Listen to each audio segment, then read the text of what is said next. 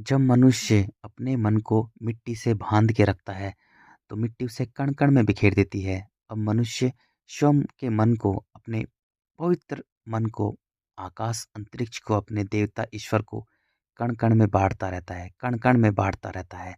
अब मनुष्य बिखरा हुआ इंसान बन जाता है। वह स्वयं की तरफ नहीं देख पाता, बिल्कुल भी नहीं देख पाता।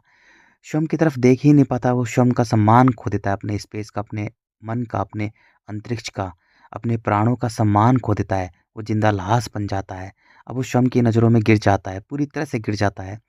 अब वो श अब वो सामने देखता है, ज़िंदा लाश बन जाता है, पत्थर बन जाता है। अब उसका पूरा जीवन मिट्टी पर केंद्रित होता है। वो मिट्टी के लिए, मिट्टी की उसकी मजबूरियाँ होती हैं, समझौते करता है, मिट्टी की लाचारी होती है। सारा का सारा, पूरा का पूरा उसका रोना-धोना जो भी कुछ होता है, केवल उसका मिट्टी पर ही केंद्रित होता है।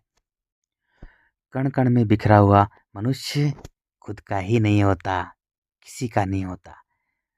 बिखरा हुआ इंसान होता है, पाखंडी होता है, एक नंबर का पाखंडी होता है, एक नंबर का पाखंडी होता है। खुद की नज़रों में गिरा हुआ इंसान होता है।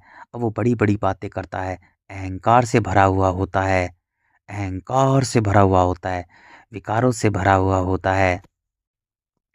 बड़ा बनना चाहता है, बड़े बनने की चाहत होती है उसे, बड़ा बनना चाहता है, क्योंकि उसने अपने अंतरिक्ष को, जो ऑलरेडी पहले से ही बहुत विशाल, विराट, अनंत, अखंड, अजर, अमर है, उसे मिट्टी के कण-कण से बाँध के रखता है। कण-कण में बिखरा हुआ दुष्ट मानव, पाखंडी मानव, पाखंड का चोला ओढ़ता है। सब चीज़ को व्यापार के ढंग से करता है। वो एक नंबर का व्यापारी होता है। पूरा का पूरा जीवन उसका मिट्टी पर केंद्रित होता है। वो मिट्टी का व्यापारी होता है। मिट्टी का व्यापार, मिट्टी का व्यापार, विषय वस्तु रिश्ते का व्यापार।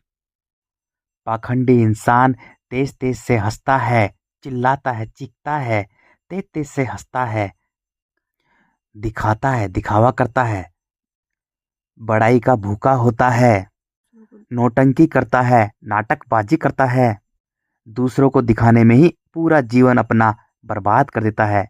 मिट्टी का अंधा कीड़ा बार बार मानव योनि में ही जन्म लेता रहता है, बार बार जन्म लेता रहता है, बार बार जन्म लेता रहता है, मुक्त ही नहीं हो पाता।